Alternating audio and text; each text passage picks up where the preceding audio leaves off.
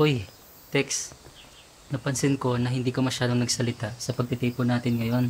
May problema ba sa kalagayan mo? Hindi kasi naging maganda ang mga resulta ko sa pagdidilig sa mga baguhan nitong mga nakaraang araw. Kaya medyo naging negatibo ako. Pakiramdam ko, hindi ko kayang gawain ito. Hmm. Kapag hindi maganda ang mga resulta, kailangan nating hanapin ang mga dahilan at tingnan kung saan nagmumula ang problema. Dapat nating gamitin ito bilang isang pagkakataon para masangkapan ang ating sarili ng katotohanan at mapunan ang mga pagkukulang natin. Isa itong magandang paraan para makapagsanay tayo. Mm. Noong nakaranas ako ng mga paghihirap sa tungkulin ko noon, gusto ko ring tumakas at tumatras. Pero matapos kong basahin ang mga salita ng Diyos, nagbago ang kalagayan ko. Paano mo naman iyon naranasan at anong mga natutunan mo? Pwede mo bang ibahagi sa akin? Sige, tara, sa loob tayo mag-usap. Sige.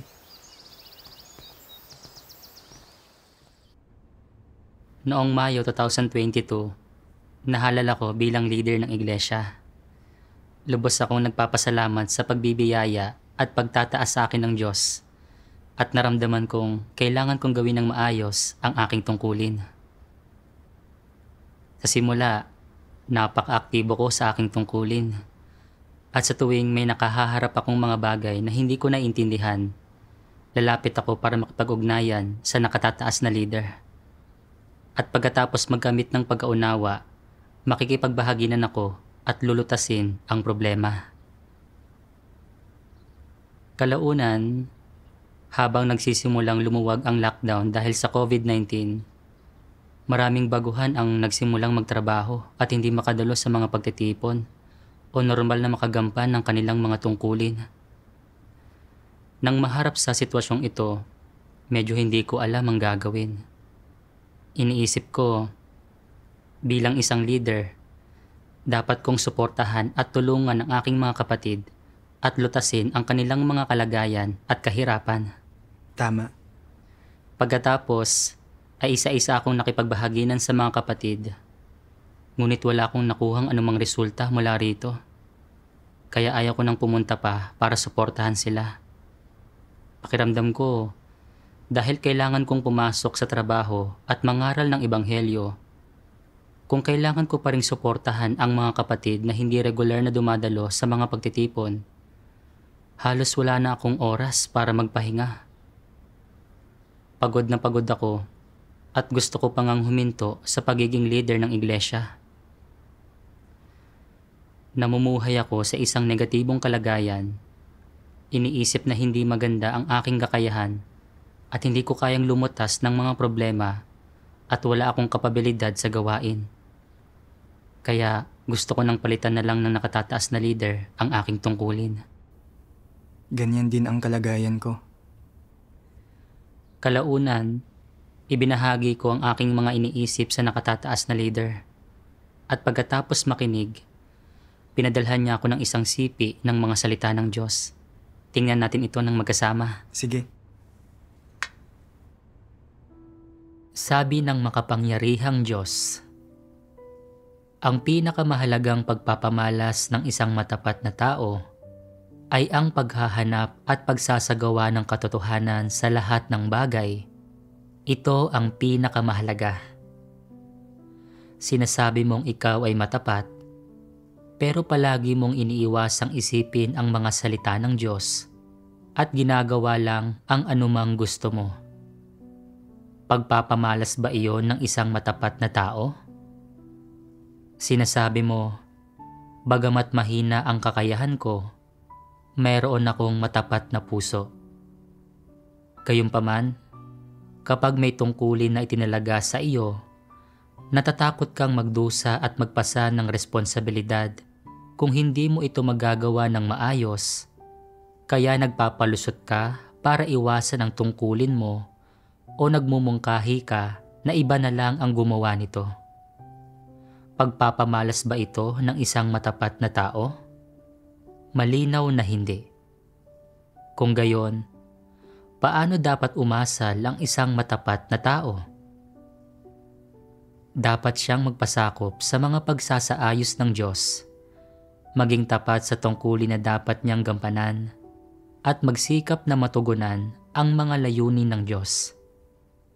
Naipapamalas ito sa iba't ibang paraan. Ang isa ay ang pagtanggap sa iyong tungkulin ng may matapat na puso. Hindi isinasaalang-alang ang mga interes ng iyong laman, hindi nagiging walang sigla sa iyong tungkulin, at hindi nagpapakana para sa sarili mong pakinabang. Iyon ang mga pagpapamalas ng katapatan. Ang isa pa ay ang paggampan ng maayos sa iyong tungkulin ng buong puso at buong lakas mo, paggawa sa mga bagay-bagay ng tama, at pagsasapuso at pagmamahal sa iyong tungkulin para bigyang kasiyahan ang Diyos. Ito ang mga pagpapamalas na dapat mayroon ng isang matapat na tao habang ginagampanan ang kanyang tungkulin. Kung nakakaunawa ka at alam mo kung ano ang gagawin, pero hindi mo ito ginagawa, kung gayon ay hindi mo ibinibigay sa tungkulin mo ang buong puso at lakas mo. Sa halip, ikaw ay tuso at nagpapakatamad. Matatapat ba ang mga taong gumagampan sa kanilang mga tungkulin sa ganitong paraan? Hinding-hindi. Walang silbi sa Diyos ang gayong mga tuso at mapanlinlang na tao. Dapat silang itiwalag. Matatapat na tao lamang ang ginagamit ng Diyos para gumampan ng mga tungkulin. Kahit ang mga tapat na trabahador ay kailangang maging matapat. Ang mga taong palaging pabasta-basta at tuso at naghahanap ng paraan para magpakatamad ay pawang mapanlinlang at mga demonyo silang lahat. Wala sa kanila ang tunay na nananampalataya sa Diyos at ititiwalag silang lahat. Amen. Amen. Kapag nakararanas ang mga paghihirap, ang pag-atras ay talagang hindi pag-uugali ng isang matapat na tao. Tama. Tinatalakay ng mga salita ng Diyos kung paanong ang matatapat na tao ay naghahanap ng katotohanan sa lahat ng bagay at nagpapasakop sa lahat ng pagsasaayos ng Diyos kapag ginagawa ang kanilang tungkulin. Inilalagay nila ang lahat ng kanilang puso at lakas sa pagtupad ng kanilang tungkulin, at sila ay mga taong maaasahan ng iba sa paggawa ng mga bagay-bagay. Kapag ang isang mapanlinlang na tao ay gumagawa ng kanyang tungkulin at nakakaharap ang mga bagay na kinasasangkutan ng kanyang mga personal na interes o nangangailangan ng pagdurusa at pagsisikap, hahanap sila ng mga dahilan para iwasan ang responsibilidad. Kahit na ginagawa nila ang kanilang tungkulin, hindi nila ibinubuhos ang kanilang buong pagsisikap at bahagi lamang ng kanilang lakas ang ginagamit. Ito ay pagiging tuso at pagpapakatamad. Oo. Ikinumpara ko ito sa sarili kong asal. Nang makita kong hindi regular na dumadalo sa mga pagtitipon ang mga baguhan at wala akong nakitang anumang resulta pagkatapos subukang tumulong at makipagbahaginan sa kanila, ayaw ko nang maglaan pa ng dagdag na pagsisikap sa pag-iisip para suportahan sila. Sinabi ko pa ngang dahil iyon sa hindi sapat ang aking kakayahan para lutasin ang kanilang mga paghihirap at nawala akong kapabilidad sa gawain at gusto kong italaga ako ng nakatataas na lider sa ibang tungkulin. Sa katotohanan, gumagawa ako ng mga dahilan para pagtakpan ang aking intensyong umiwas sa hirap at para iwasan ang pag-ako ng responsibilidad upang magpakasasa sa aking laman. Bilang isang leader, dapat sana itinutupad ko ang aking responsibilidad na diligan at suportahan ng maayos ang mga kapatid. Tama. Ngunit ayaw kong magdusa o magbayad ng halaga. Palagi kong iniisip ang sarili kong mga interes ng laman at pagpapakasasa sa kaginhawahan.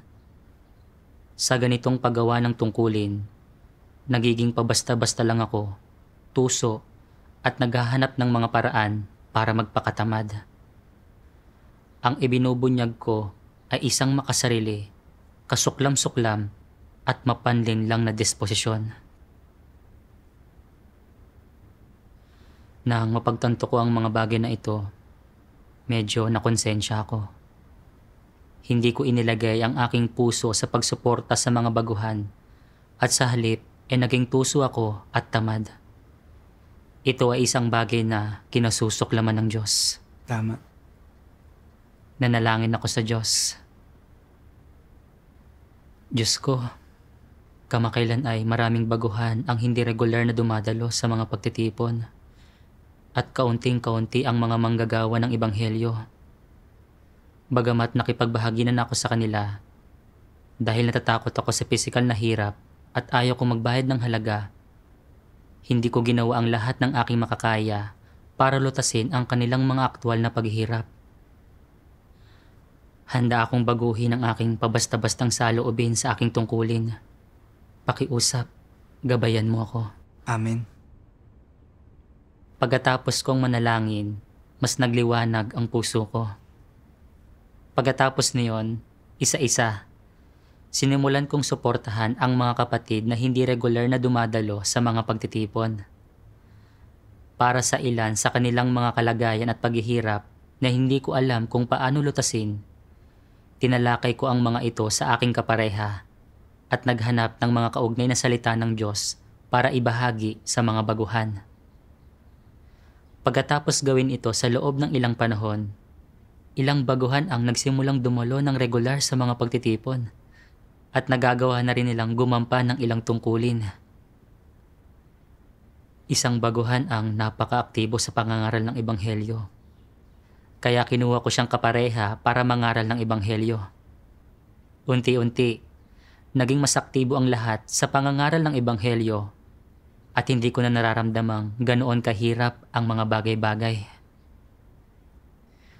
Napagtanto ko na kung ibubuhos ko ang lahat ng aking pagsisikap sa aking tungkulin, gagabayan din ako ng Diyos. Sa pagsasagawa sa ganitong paraan, hindi na ako napapagod at panatag na ang puso ko. Salamat sa Diyos. Ngayon, naiintindihan ko na kahit kaunti lang ang nauunawaan ko at limitado lang ang kaya kong gawin. Kung maibibigay ko ang lahat ng pagsisikap ko, ang saloobing ito ay sinasang-ayunan ng Diyos. Mismo. Akala ko noong una, dahil naranasan ko ang bagay na ito, nagkaroon na ako ng kaunting pagkaunawa sa aking tiwaling disposisyon ng pagpapakasasa sa kaginhawaan ng laman at na medyo nagbago na ako. Ngunit nang dumating sa akin ang mga aktwal na sitwasyon, muli ako nagbunyag ng tiwaling disposisyon tungkol dito. Isang beses, gusto akong sanayin ng leader para maging mangangaral at maging pangunahing responsable sa gawain ng ebanghelyo ng ilang iglesia. Nang marinig ko ito, halo-halo ang naramdaman ko. Naramdaman kong dahil hindi regular ang schedule ko sa trabaho at pwede akong tawagan anumang oras para pumasok, at dahil mas mabigat ang trabaho ng pagiging mangangaral, mas mababawasan ang libreng oras ko. Partikular na, marami akong pagkukulang pagdating sa pangangaral ng ebanghelyo at pagpapatotoo sa Diyos. Kailangan ko pa ring mag-aral at magsanay ng higit pa at uubos din ito ng maraming oras ko. Sa pag-iisip ng mga bagay na ito, gusto kong iwasan ang tungkuling ito. Ipinahayag ko ang aking mga iniisip at pagkatapos marinig ang aking mga alalahanin, binasahan ako ng leader ng isang sipi ng mga salita ng Diyos. Sabi ng makapangyarihang Diyos, dapat ninyong maunawaan na anumang oras o saan mang yugto ginagawa ng Diyos ang kanyang gawain, palagi niyang kailangan ng ilang tao upang makatuwang niya, na ang mga taong ito ay nakikipagtulungan sa gawain ng Diyos o nakikipagtulungan sa pagpapalaganap ng ebanghelyo ay pauna na niyang itinakda. Kaya ang Diyos ba ay merong iniatas sa bawat tao na kanyang pauna ng itinalaga? Ang bawat isa ay merong misyon at responsibilidad. Ang bawat isa ay merong atas. Kapag binigyan ka ng Diyos ng isang atas, ito ay nagiging responsibilidad mo. Kailangan mong akuin ang responsibilidad na ito. Ito ay tungkulin mo. Ano ang tungkulin? Ito ay ang misyon na ibinigay ng Diyos sa iyo. Ano ang isang misyon? Ang atas ng Diyos ay ang misyon ng tao. Ang buhay ng isang tao ay dapat nagugulin para sa atas ng Diyos. Ang atas na ito ay ang tanging bagay sa puso niya at hindi siya dapat mamuhay para sa iba pa. Ang atas ng Diyos ay ang misyon ng tao. Ito ang tamang pagkaunawa. Ang mga taong nananampalataya sa Diyos ay inilagay sa lupa upang kumpletuhin ang atas ng Diyos. Kung ang tanging hinahangad mo sa buhay na ito ay ang umangat sa lipunan, mag-impok ng kayamanan, mamuhay ng matiwasay, matamasa ang pagiging malapit sa pamilya, at magpakasaya sa kasikatan, pakinabang at katayuan. Kung magkakamit ka ng katayuan sa lipunan, magiging tanyag ang iyong pamilya at lahat sa iyong pamilya ay ligtas at maayos. Ngunit binabaliwala mo ang misyong ibinigay ng Diyos sa iyo. Meron bang anumang halaga sa buhay na ito na ipinamumuhay mo? Paano ka sasagot sa Diyos pagkatapos mong mamatay? Hindi ka makakasagot at ito ang pinakamalaking paghihimagsik. Ito ang pinakamalaking kasalanan. Sino sa inyo ang gumagampan sa inyong tungkulin sa sambahayan ng Diyos ngayon ng aksidente lamang? Ano man ang pinagmulan ninyo upang gampanan ang tungkulin ninyo, wala sa mga ito ang nagkataon lang. Hindi magagampanan ang tungkuling ito sa pamamagitan lang ng basta-bastang pagpili ng ilang mananampalataya. Ito ay isang bagay na pauna nang itinalaga ng Diyos bago pa ang mga kapanahunan. Ano ang ibig sabihin kapag ang isang bagay ay nauna nang itinalaga? Ano sa partikular? Ang ibig sabihin nito ay sa kanyang kabuuang plano ng pamamahala. Matagal nang naiplano ng Diyos kung ilang ulit kang darating sa mundo, sa aling lipi at sa aling pamilya ka isisilang sa mga huling araw. Ano ang mga magiging kalagayan ng pamilyang ito? Ikaw ba ay magiging lalaki o babae? Ano ang iyong magiging mga kalakasan? Anong antas ng edukasyon ang maaabot mo? Gaano ka magiging mahusay magsalita? Ano ang iyong magiging kakayahan? At ano ang magiging itsura mo? Pinlano niya ang edad na darating ka sa sambahayan ng Diyos at magsisimulang gumampan ng iyong tungkulin at anong tungkulin ang iyong gagampanan at anong oras. Matagal nang paunang itinalaga ng Diyos ang bawat hakbang para sa iyo. Bago ka pa isinilang at nang namuhay ka sa lupa sa iyong nakaraang ilang buhay, na isaayos na ng Diyos para sa iyo ang tungkuling iyong gagampanan sa huling yugtong ito ng gawain. Tiyak na hindi ito biro. Na nagagawa mong makinig ng sermon dito ay pauna nang itinakda ng Diyos. Hindi ito dapat na baliwalain. Dagdag pa, ang tangkad, hitsura, mata, pangangatawan, kalagayan ng kalusugan, at mga karanasan sa buhay mo at kung aling mga tungkulin ang kaya mong gampanan sa partikular na edad at kung anong uri ng kakayahan at abilidad ang taglay mo. Ang mga ito ay matagal nang itinakda ng Diyos para sa iyo at tiyak na hindi kasalukuyang isinasaayos ang mga ito. Matagal nang itinakda ng Diyos ang mga ito para sa iyo. Ibig sabihin, kung layon niyang gamitin ka, inihanda ka na niya bago ibinigay sa iyo ang atas na ito at ang misyong ito. Kaya, katanggap-tanggap ba na takasan mo ito? Katanggap-tanggap ba na hindi maging buo ang puso mo tungkol dito? Parehong hindi katanggap-tanggap ang mga iyon. Binibigo mo ang Diyos kung magkagayon. Pinakamasamang uri ng paghihimagsik ang talikuran ng mga tao ang kanilang tungkulin. Ito ay isang kasuklam-suklam na gawa. Masidhing nag-isip ang Diyos. Pauna niyang itinakda simula pa noong unang panahon upang makarating ka sa araw na ito at mapagkalooban ng misyong ito. Kung gayon, hindi ba't ang misyong ito ang responsibilidad mo? Hindi ba't ito ang nagbibigay ng halaga sa pamumuhay ng buhay mong ito? Kung hindi mo kukumplituhin ang misyong ibinigay ng Diyos sa iyo, mawawala sa iyo ang halaga at kabuluhan ng pamumuhay. Ito ay para kang nabuhay ng walang saysay. Amen. Amen. Mula sa mga salita ng Diyos, naunawaan kong anuman ang tungkuling ginagawa ng isang tao sa isang tiyak na panahon, lahat ito ay itinakda ng Diyos at dapat ko itong tanggapin dahil ito ang obligasyon ng isang tao. Tama. Ngunit nang maharap ako sa aking tungkulin, sinubukan kong iwasan ito dahil natatakot ako sa pisikal na hirap. Dito, tinatanggihan ko ang aking tungkulin at ito ay lubos kong paghihimagsik.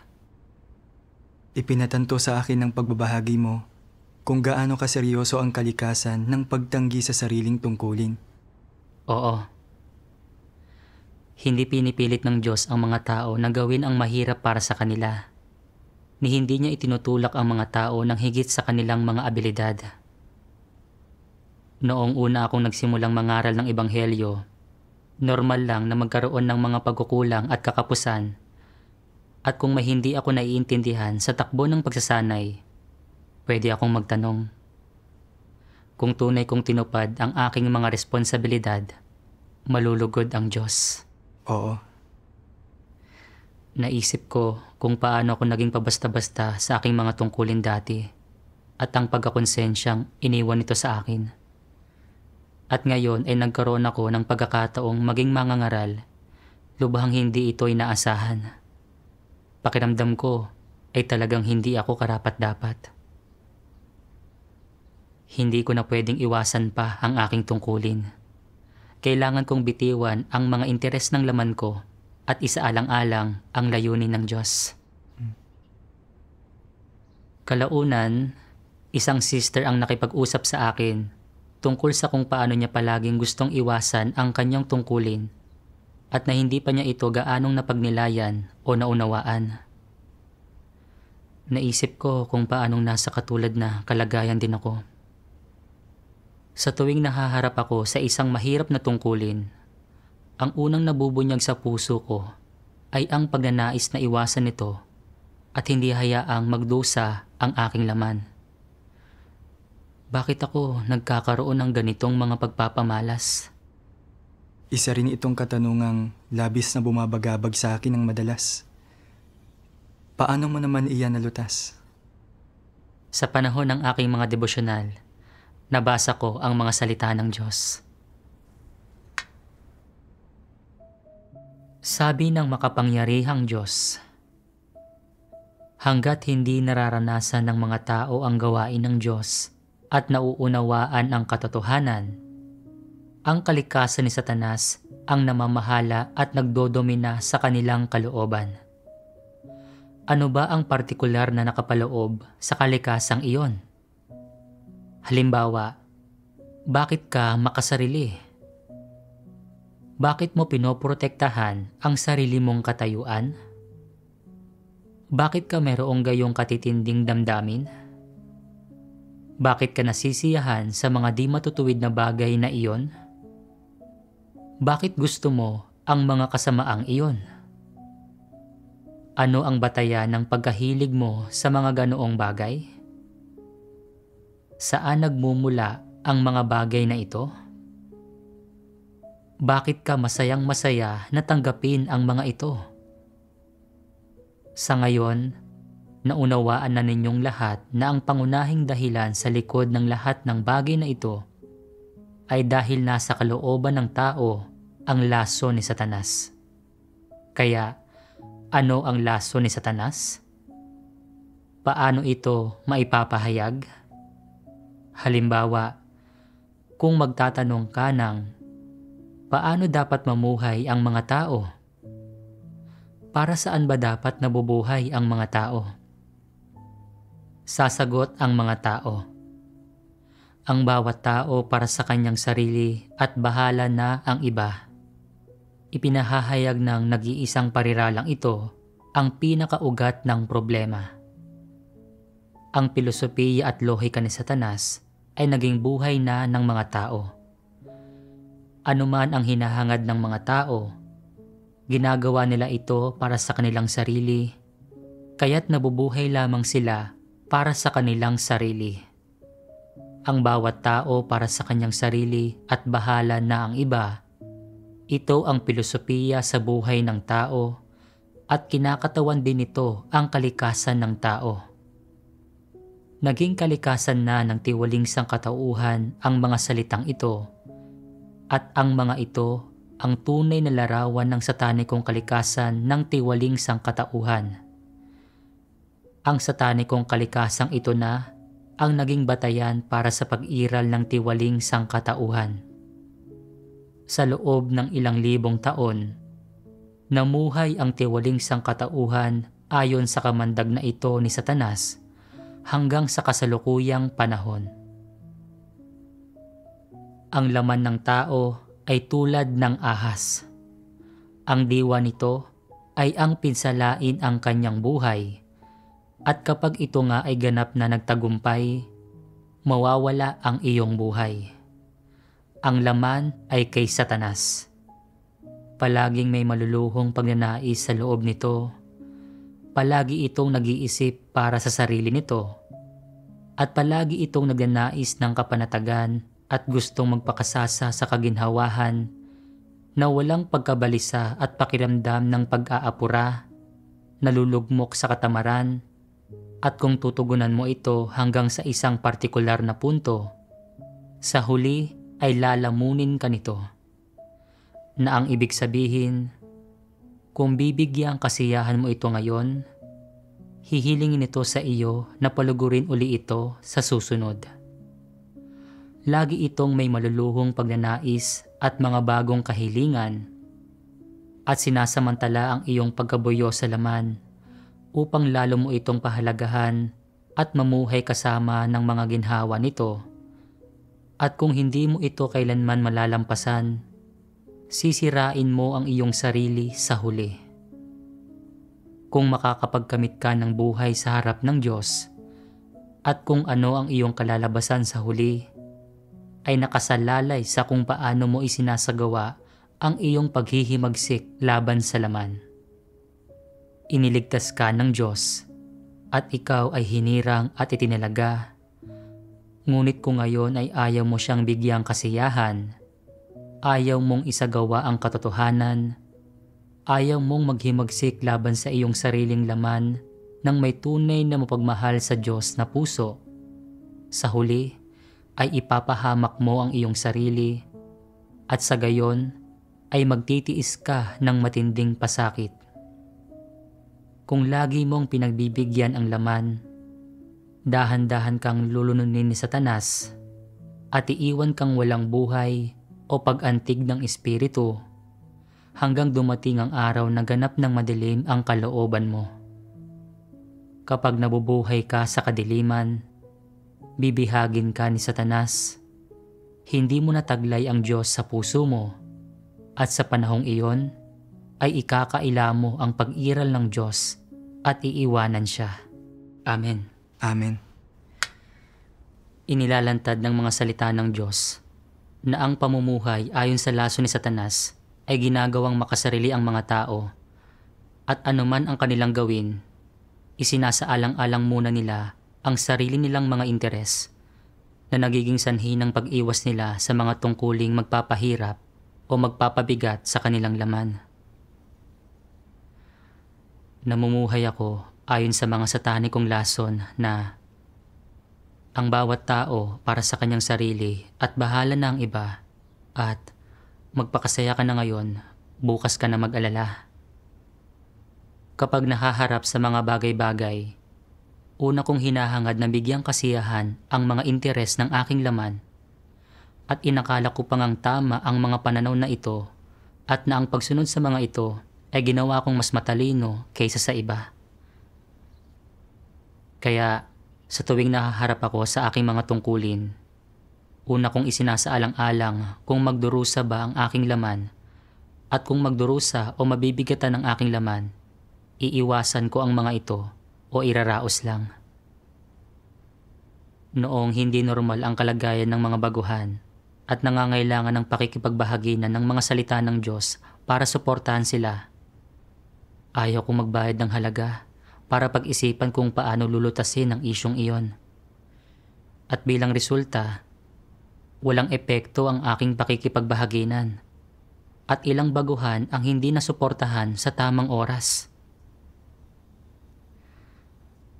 Nang isaayos ng leader na akuin ko ang tungkulin ng isang mangangaral, naisip ko kung gaano kabigat ang magiging trabaho bilang mangangaral at kung paanong mangangailangan ito ng mas maraming oras at pagsisikap. At dahil dito, hindi ko na magagawang magpakasasa sa aking laman. Kaya muli, naisip kong iwasan ang aking tungkulin. Nakita kong namumuhay ako ayon sa mga satanikong lason na ito. Masyadong pinahahalagahan ang aking laman, kontento sa kasalukuyang kalagayan, hindi nagsusumikap umusad at nagiging makasarili at mapanlin lang. Hindi ito ang dapat isabuhay ng isang taong may normal na pagkatao. Tama. Nagpakasasa ako sa kaginhawahan at hindi ko ginawa ang kaya ko. At bilang resulta, naantala ang gawain ng iglesia. Kinasusuklaman ng Diyos ang mga taong tulad ko. Kaya gusto kong baguhin ang aking saloobin sa aking mga tungkulin at ayaw ko nang mag-imbot pa ng kaginawahan ng laman. Nanalangin ako sa Diyos. Diyos ko, ayaw ko nang bigyang kasiyahan pa ang aking laman. Handa akong baguhin ang aking kalagayan at tuparin ang aking mga tungkulin. Amen. Kapag nahaharap ako sa mga paghihirap at kailangang magdusa o magbayad ng halaga, umaatras ako. At palagi ko lang gustong pumili ng mga simple at magaan na gampanin. Sa ganitong klase ng saloobin sa mga tungkulin ko, sa pagpapakasasa ko sa ginawahan at sa pag-iwas at pagkamuhi ko sa mahirap na gawain, walang anumang tungkulin ang magagawa ko ng maayos. Oo. Kalaunan, may isang iglesia ng mga nagsasalita ng wa na nangangailangan ng supervisor. At isang sister ang nagmungkahing subaybayan ko ang gawain sa iglesyang ito. Nang una kong marinig ang mungkahi na ito, gusto ko itong iwasan. Dahil ang pag-ako ng responsibilidad para sa iglesia ng mga nagsasalita ng wa ay mangangailangan ng maraming oras at pagdurusa ng laman. At bagamat mula ako sa grupong etniko ng wa, hindi ako marunong magsalita ng aming katutubong wika. At nakakaintindi lang ako ng ilang simpleng pang-araw-araw na mga ekspresyon. Maraming magiging paghihirap kung ako ang magiging supervisor. At ayaw kong maglaan ng pagsisikap para matutunan ang wika. Kaya muli, naisip kong iwasan ang aking tungkulin.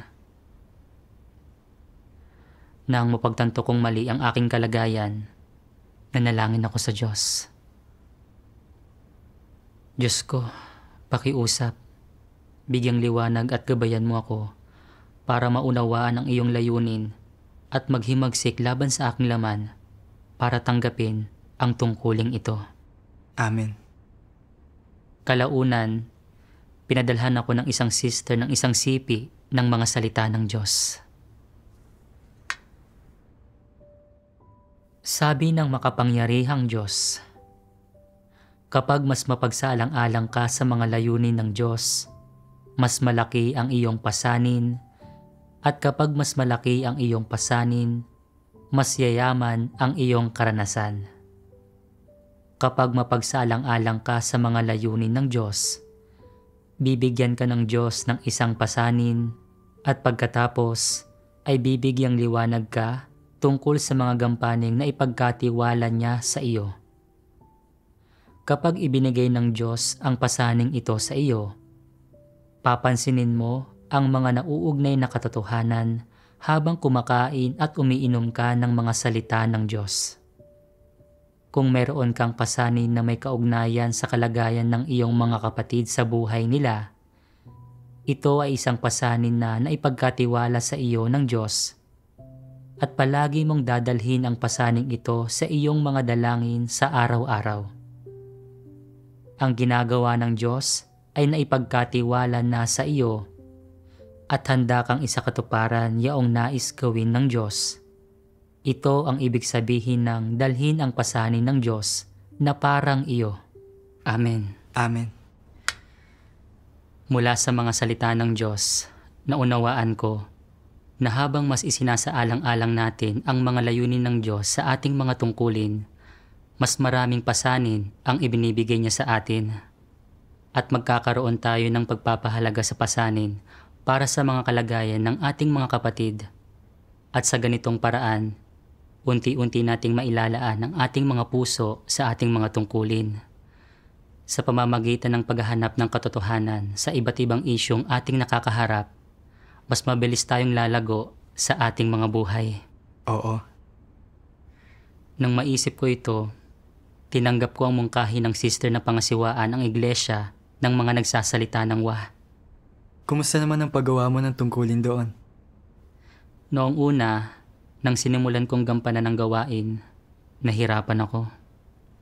Ngunit sa pamamagitan ng aking pakikipagtulungan sa mga leader at manggagawa ng iglesia, nagsimulang mabawasan ang hirap ng aking mga tungkulin. Labis akong nagpapasalamat sa Diyos. Ang paggawa ng aking mga tungkulin sa ganitong paraan ay nagparamdam sa akin ng higit na kapanatagan. Matapos danasin ang mga karanasang ito, napagtanto kong ang pagpapakasasa sa kaginhawaan ng laman ay nagiging sanhi ng pagkawala ng pagpapahalaga ko sa pasanin sa aking mga tungkulin at pag-iwas sa may hirap na tungkuling nangangailangan ng pagdurusa. Kung patuloy akong magpapakasasa sa pisikal na kaginawahan at hindi maghihimagsik laban sa aking laman, sa huli, mawawala sa akin ang aking mga tungkulin at mapapahamak ko ang aking sarili. Oo. Nang bitiwan ko ang mga interes ng laman at tanggapin ang aking mga tungkulin at nagawa kong hanapin ang katotohanan para lutasin ang mga problema, mas napanatag ako sa pagsasagawa sa ganitong paraan at mas mabilis akong umusad. Salamat sa Diyos. Matapos kong marinig ang pagbabahagi mo, may pananalig na akong harapin ang mga paghihirap sa mga tungkulin ko. Salamat sa Diyos. Salamat sa Diyos.